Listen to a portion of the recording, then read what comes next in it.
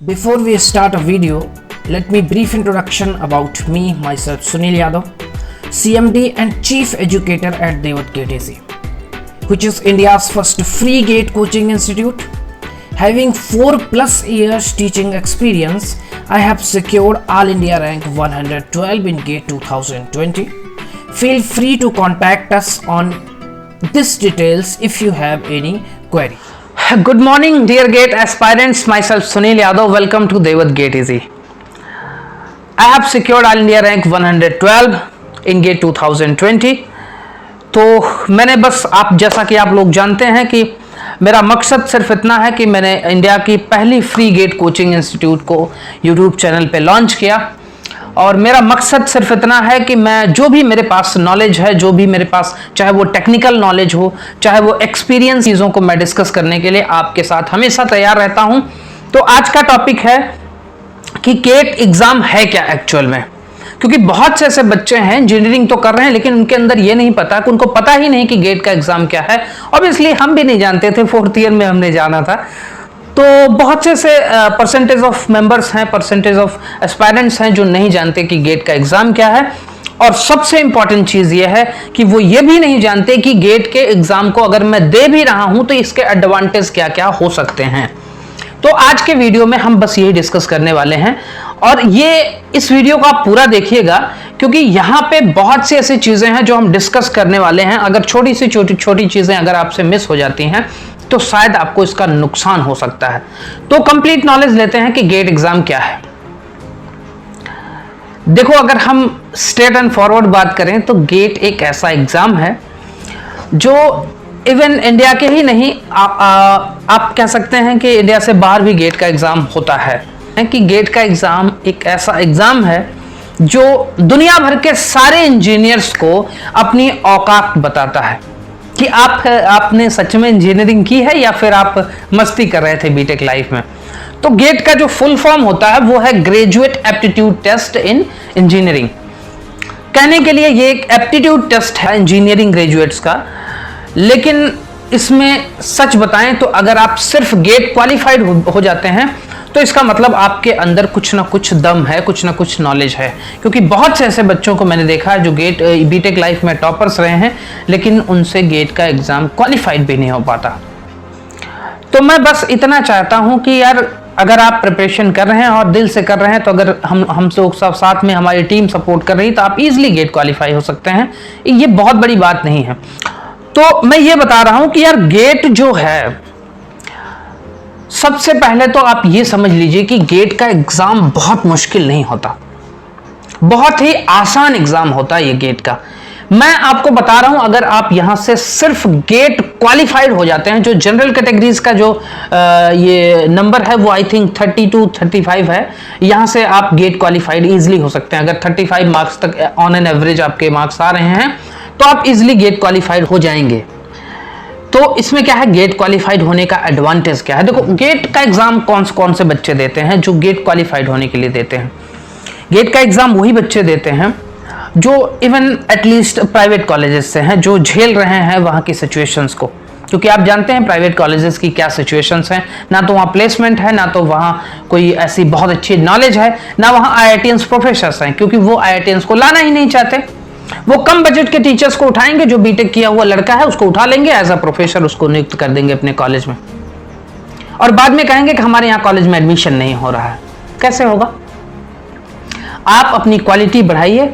मैं कहता हूँ कोई भी प्राइवेट कॉलेज अगर चाहे तो वो 4-5 साल में किसी IIT कॉलेज से कम नहीं हो सकता, लेकिन वो चाहेंगे नहीं क्योंकि उनको फाइनेंशियली पैसे चाहिए ना, फीस ज़्यादा से ज़्यादा चाहिए और आपके ऊपर खर्चे कम चाहिए।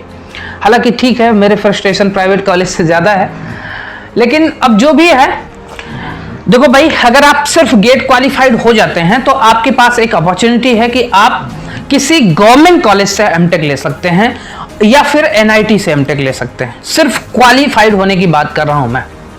तो NIT और गवर्नमेंट कॉलेज एटलीस्ट अच्छा ही है। एक एडवांटेज उसका साथ साथ क्या है कि 12,400 रुपए आपको स्कॉलरशिप पर मंथ मिलती है।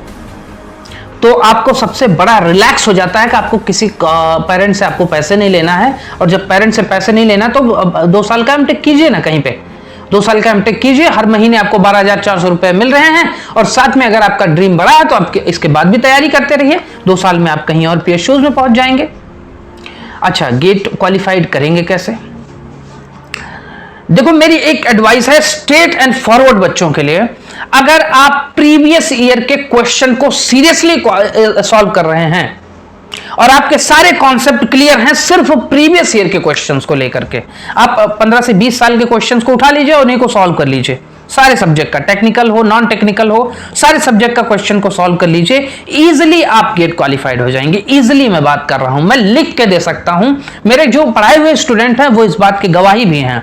आप अगर सिर्फ गेट क्वालिफाइड हो और बीटेक के परसेंटेज आपके हाई हो, 80 प्लस हो या 70 प्लस हो, बीटेक के परसेंटेज हाई हो और आप अपनी कैटेगरी में सिर्फ गेट क्वालिफाइड हो, तो आप डायरेक्ट पीएचडी के लिए अप्लाई कर सकते हैं। और डायरेक्ट पीएचडी में जो स्कॉलरशिप है, अगर आप उसमें एलिजिबल हैं तो लगभग 70,000 स्कॉलरशिप है पर मंथ।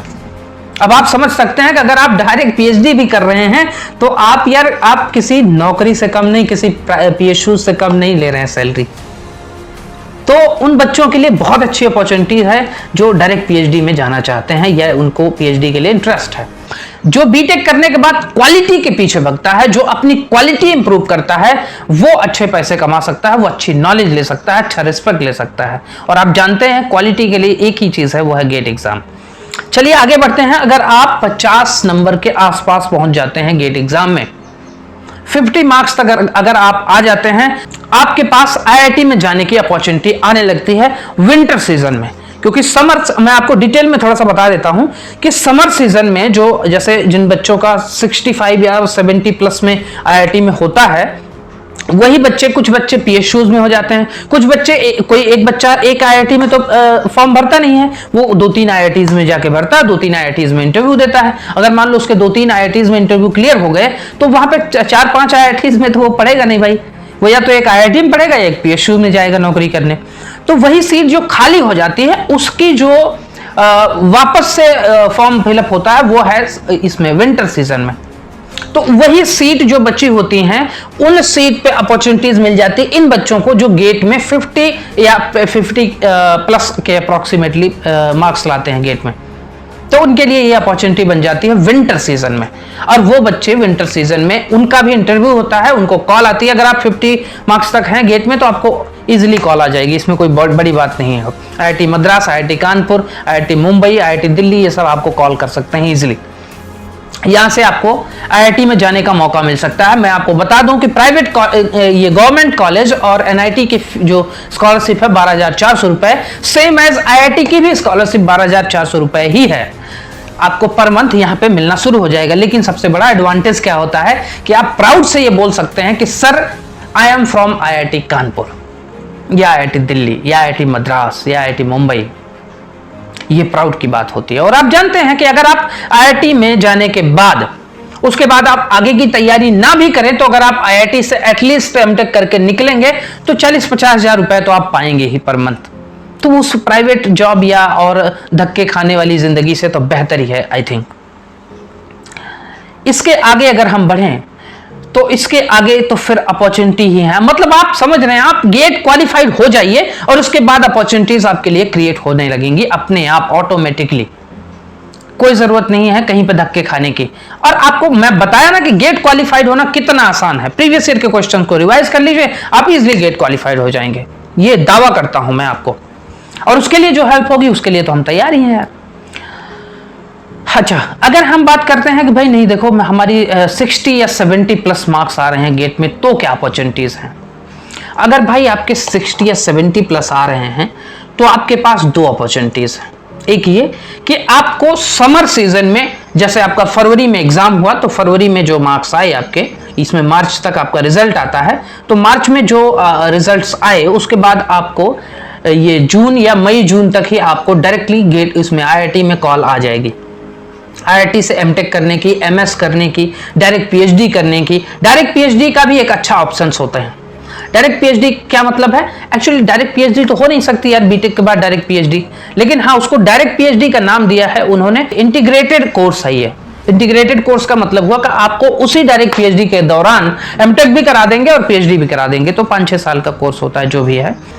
समर सीजन में मैं बता रहा था कि जो बच्चे 60 या 70 प्लस आते हैं उनके पास डायरेक्ट समर सीजन में आईआईटी से कॉल आ जाती है और वहां पे जाके आपको इंटरव्यूज देने होते हैं, रिटन टेस्ट होते हैं और वो बहुत मुश्किल नहीं होते। देखिए आप अगर गेट में, मैं आपको, जो बच्चे इससे डरते हैं, जो बच्चे इससे सोचते हैं कि सर इंटरव्यू थोड़ा टफ होता है, अभी गेट एग्जाम देने के बाद भी सर इंटरव्यू होगा, तो मैं उनको बता देता हूं कि वो डरने की आवश्यकता नहीं है।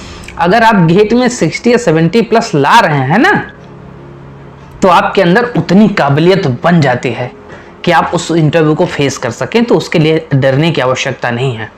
तो अगर आप इतने मार्क्स तक पहुंच रहे हैं तो आप आईआईटी से एमटेक कर सकते हैं। वहां पे भी स्कॉलरशिप 12,400 रुपए ही है। बहुत से बच्चे होते हैं जिनको रिसर्च में इंटरेस्ट होता है, तो आईआईटी से रिसर्च करते हैं, अपना एमटेक करते हैं वो। लेकिन जिन बच्चों को ये मन है कि नहीं सर मुझे पीएसयू से मुझे नौकरी चाहिए, तो गेट से क्या एडवांटेज है? तो नौकरी चाहिए तो पब्लिक सेक्टर की जो जॉब है वहां पे आप अप्लाई कर सकते हैं। नवरत्ना कंपनीज हैं, बीपीसीएल है, एचपीसीएल है, आईओसीएल है, ये सारी कंपनीज हैं। इवन आपका बार्क भी यहीं से लेता है, इसरो भी यहीं से लेता है। बार्क और इसरो अलग अलग अपना एग्जाम कंडक्ट कराते हैं, लेकिन वो गेट्स के थ्रू भी आपके एडमिशंस लेते हैं, आपका रिक्रूटमेंट करते हैं। तो आपके पास ये भी अपॉर्चुनिटीज है। और मैं बता दूं कि जितनी भी पीएसयूज हैं उनकी सैलरी अप्रॉक्सीमेटली जो है, मुझे लगता है कि 1 लाख से स्टार्टअप होता है उनका। अगर आपका सपना था कि 1 लाख रुपए मुझे कमाना है पर मंथ, तो आपके लिए एक अच्छी अपॉर्चुनिटी है कि आप यहां से गेट में 70 प्लस मार्क्स ले आकर के आप डायरेक्ट पीएसयूज में एंट्री कीजिए और वहां पे आप जाके कमाइए। बहुत से लोग ऐसे करते हैं कि अगर आप पीएसयूज में पहुंच जाते हैं तो वैसे ही आपकी अलग रिस्पेक्ट बढ़ जाती है, आपकी नॉलेज बढ़ जाती है। तो ये सारी चीजें क्या थी कि ये गेट से मिलने वाले एडवांटेज हैं, जहां से आपको अच्छे खासे बेनिफिट हो सकते हैं। तो जो बच्चे नहीं जानते थे कि गेट का एग्जाम होता क्या है एक्चुअल में, तो जो बच्चे नहीं जानते थे उनको मैं बता दूं कि जो जितनी भी ब्रांचेस से आप बीटेक कर रहे हैं, वो उन सारे ब्रांचेस का गेट एग्जाम कंडक्ट कराता है।